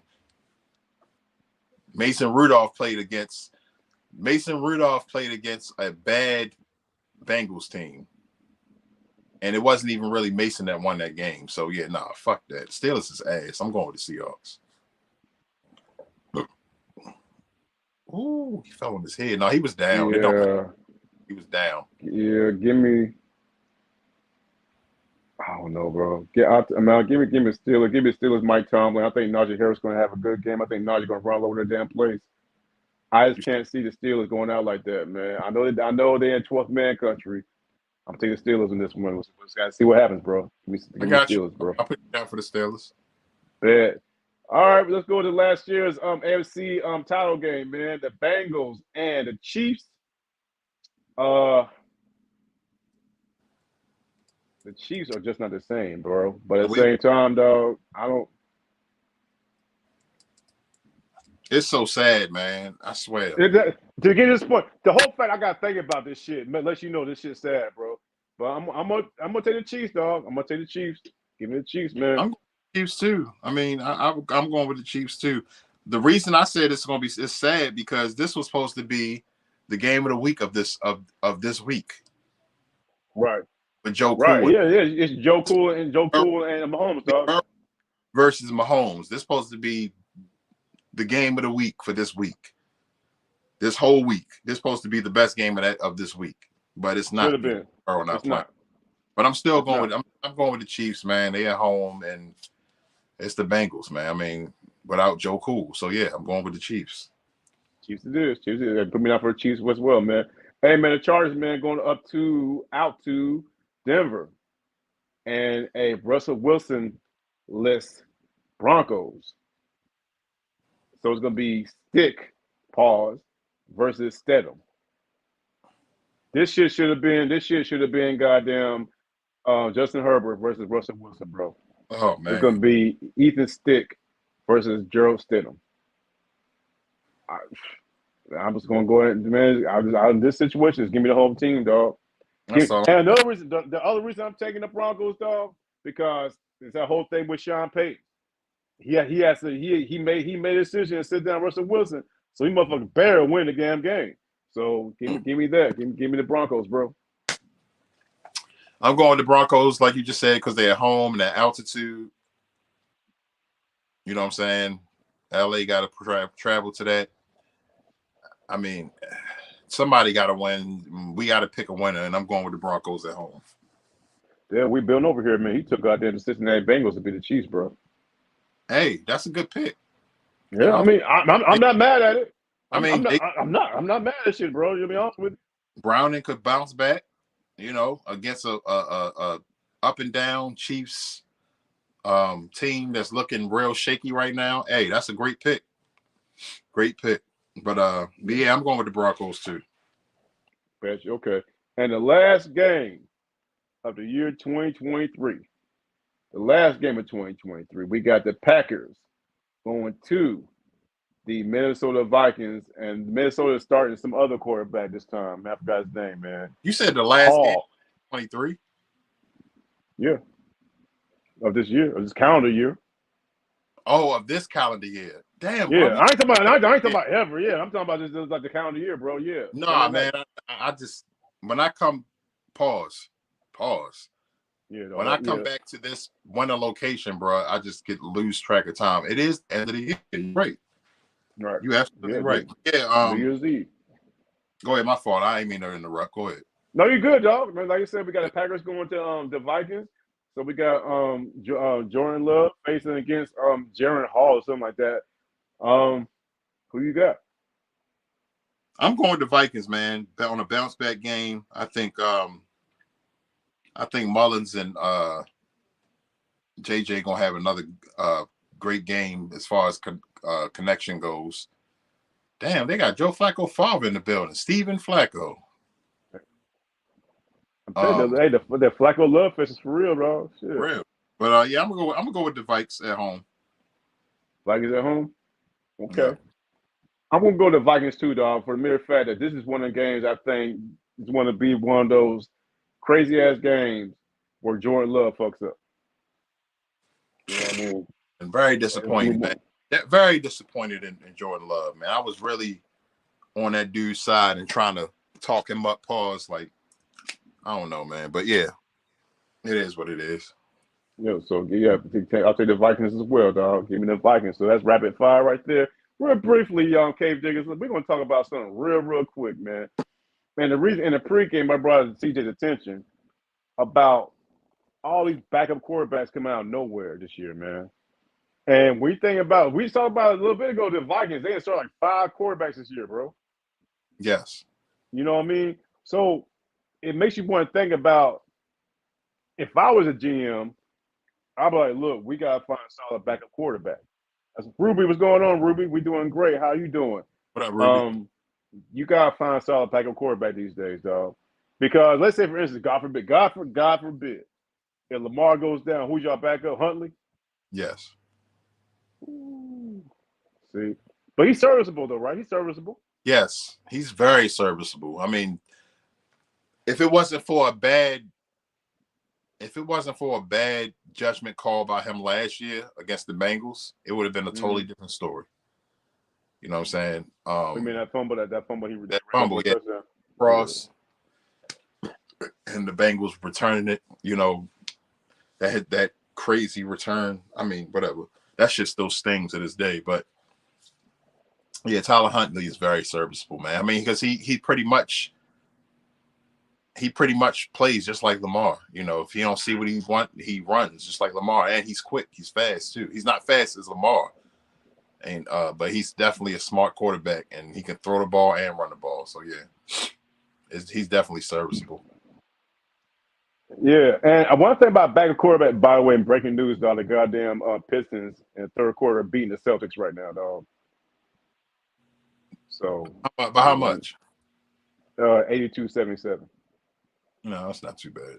No, we'll see what happens though, man. One thing about backup quarterbacks, man, I think about the 1992 Houston Oilers going up to the Buffalo Bills, Warren Moon. The halftime score, God, correct. Hey, we've been over here, man. Correct me if I'm wrong, man. It was like 35-0 or 35-3. Mm-hmm. The backup quarterback for the Bills was Frank Reich, believe it or not, man. He was Jim Kelly's backup. Mm-hmm. This man brought them back, and they won a game for the biggest comeback in playoff history, dog. Mm-hmm. So when you think about backup quarterbacks, man, a lot of backup quarterbacks have did their thing back in the day, dog. Man, you know what I mean? Yeah, you're absolutely right. You're absolutely right. I mean, what's my man name that God damn it, he's I'm drawing a blank.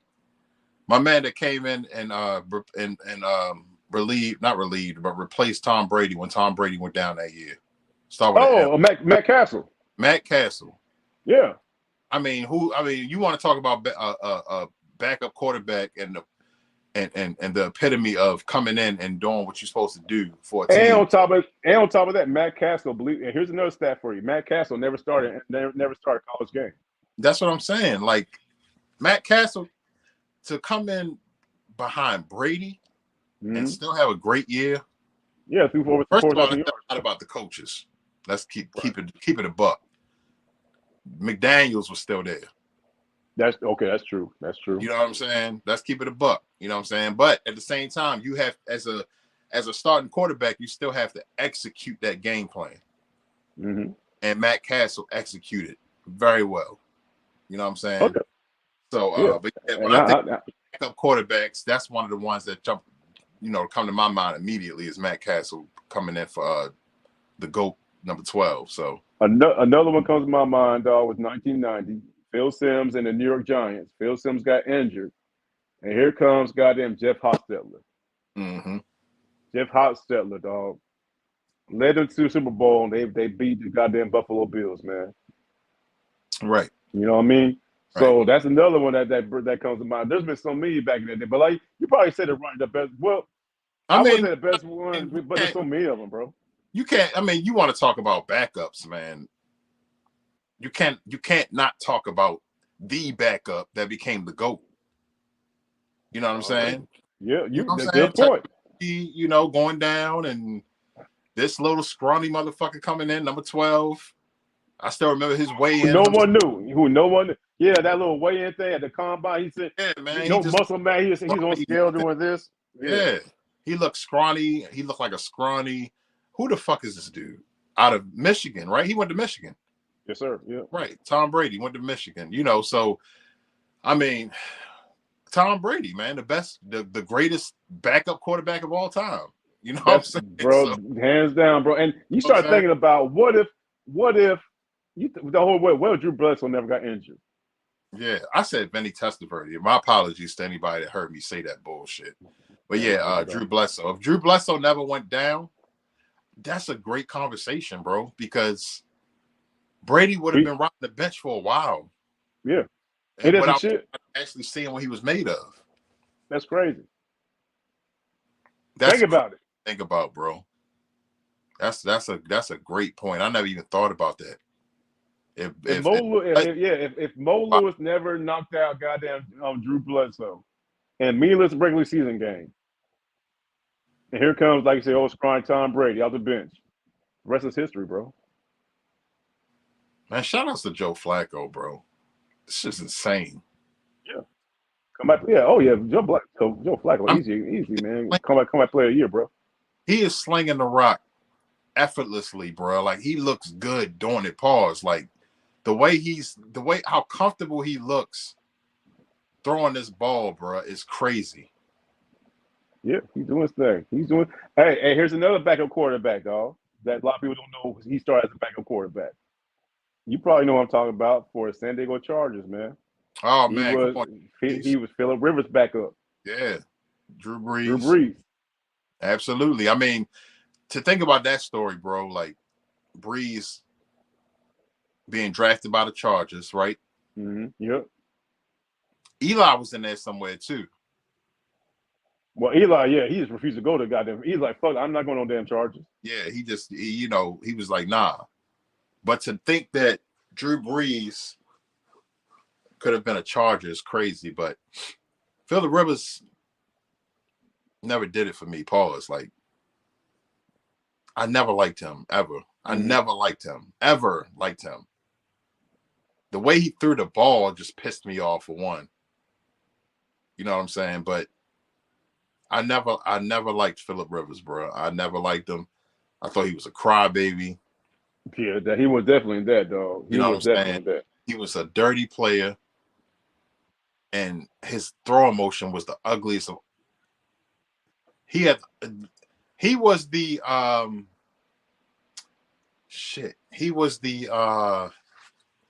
God damn it. What's my man name that had that ugly ass form? Sean Marion. He was the Sean Marion of the NFL, bro. Remember how Sean Marion shot the ball, bro? That ugly ass form had.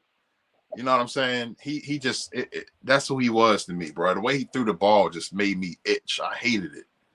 But he made it work because he is one of the best of all time, yardage wise, when it comes to playing the game of football. Can we also say one of the best backup quarterbacks of all time was Aaron Rodgers? Yes, that's crazy you said that because I was thinking that as well. Even though it wasn't like a situation to where Brett Favre went down and Aaron Rodgers came. Aaron Rodgers had going. Yeah, that's true. That's true. You know what I'm saying? That's the only reason I didn't really bring it up because, Aaron Rodgers just pretty much took the helm after Favre retired. Right, that's true. Situations where he came in like Brady came in for Bledsoe, then yes. But, I mean, we definitely can put him in the conversation because he was Brett Favre's backup. He was Brett Favre's backup quarterback. And the difference between Favre and Flacco is because Favre was actually trying to help. He wanted Aaron Rodgers to succeed because he liked Aaron Rodgers. Flacco, he didn't like Lamar Jackson at first. He didn't want Lamar. I heard stories about that shit. Yeah, bro. He wasn't trying to help Lamar. He wasn't trying to coach Lamar up or be a big brother to him or nothing like that. Because why would I coach somebody to take my job? That's how Flacco was at it. Like I'm pretty much grooming you to get so they can get rid of me. And I'm not. Wow, yeah. Look how many times when they brought Lamar in and Flacco lined up wide out, as a wide out. Flacco ain't even make it seem like he was about to do nothing. Flacco just stood there. Like, I'm not about to do this, bro. This shit is stupid. But it is what it is. But yeah, we can definitely include A-Rod in that. Definitely. Here's one more before we go, man. Another great backup quarterback, man. Joe Montana's backup. Steve Young. God damn it. Montana's backup, Steve Young. Hey, bro. Come on, man. Think about it. I'm just thinking about all these great. We talk about these great ass backup quarterbacks who came out stars, bro. But what I'm saying is, bro, that's got to be out of all of those. No, we can't say that. You can't say that because I was about to say out of all of those starting quarterbacks and backup quarterback tandems that we talked about, Well, I will say that out of all of those, this is the best one. Joe Montana and Steve Young. Because it fits because there were actually times where Joe Montana was injured. Facts. Steve Young had to go in there for him. That's a backup quarterback. So Steve Young wasn't waiting in the wings and shit. He was an actual backup quarterback. But not just that. It's just like this is Joe Montana, the architect of the catch. Right. And then this is Steve Young, who pretty much helped take, or pretty much was handed the helms of finishing off and executing perfectly with taking Jerry Rice's career to a whole nother stratosphere. Oh, hell yeah. Without question. You feel me? That's a good point, dog. Like, you know, when Steve Young started playing, it took Jerry Rice to a whole different level. A whole different level, dog. Good point. Yep. I mean, Jerry Rice, not Jerry Rice, Joe Montana, one of the greatest of all time, yeah. But Steve Young, man, Steve Young and Jerry Rice, that was must-see TV. Just like Kurt Warner and Isaac Bruce, you know what I'm saying? Torrey Holt. Torrey Holt and Marshall Falk, that was King TV. Yeah. You know what I'm saying? So yeah, but yeah, man, that's a great topic, bro, that you brought up tonight, man. Backup quarterbacks, man. They very important to the game, man. I mean, when your starting quarterback go down, you want to have somebody back there that's going to be ready. You know what I'm saying? They are during the practices, they doing everything the starting quarterback is doing for a reason. Right. Yep. You know what I'm saying? So you want them to be ready just in case their number is called. And there's not been many throughout the history of this league that was able to do that. Right. And one thing this season has taught me, dog, or not taught me, has shown. And if I'm a general manager, it's like, hey, it's good to have a solid quarterback, but goddamn, we need a solid backup. That's a fact. We need a solid backup. Backup. Because all these damn quarterbacks getting injured and shit, dog. I mean, quarterbacks, man. I mean, quarterbacks, bro. I mean, it's. I heard one of my favorite hosts of one of my favorite radio shows or sports shows that I listen to every single day, Big Bad Morning Show here in Baltimore, 105.7 The Fan. He used to be the commissioner of the police force, and now he's doing sports radio. And he brought up a great, you know what I'm saying? But, the quarterback is the most important position in all four sports. And when I say four sports, basketball, football, baseball, and hockey, that is the most important position in all of those sports. Absolutely. Because the quarterback touches the ball more than anybody. Pause. You know what I'm saying? No matter who the running back is, no matter who the wideouts is, no matter who the tight ends is, the quarterback touches that ball every single time because every single time. Yep.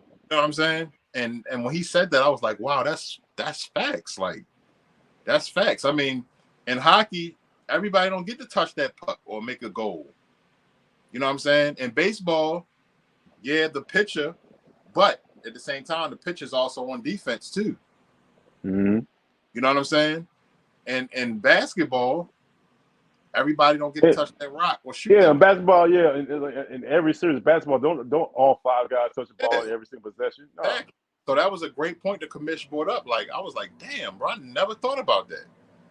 The quarterback touches the ball they touch the ball more than anybody, because the defense is just defending what the quarterback is doing. Exactly. You know what I'm saying? On both sides of the ball.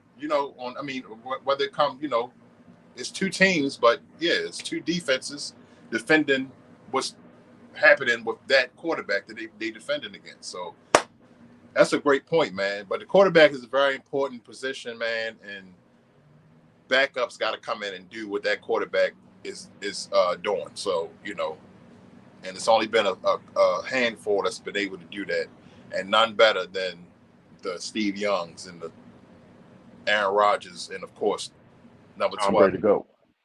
You know what I'm saying? So yeah. That's good. That's what I'm saying. Good conversation, bro. Good conversation, man. Well, Cam Diggers, thank you so much for rocking out with us right here. Want to run it back. We appreciate y'all coming by. And please celebrate the New Year's 2024 with me, CJ, and our bros as we go over the Alabama-Michigan game on another Mancave episode this upcoming Monday at 5 o'clock. Other than that, hey, man, CJ, man, I love you, man. Another great episode, bro. You know what I'm saying? Absolutely. Now we about to dive into this Cleveland Browns, New York Jets game right quick, man. Real talk, man. But Cave Diggers, y'all enjoy the rest of y'all evening. Share us out, like, share, subscribe, all that good stuff. And we'll catch y'all soon right here and run it back. Peace. Peace, y'all.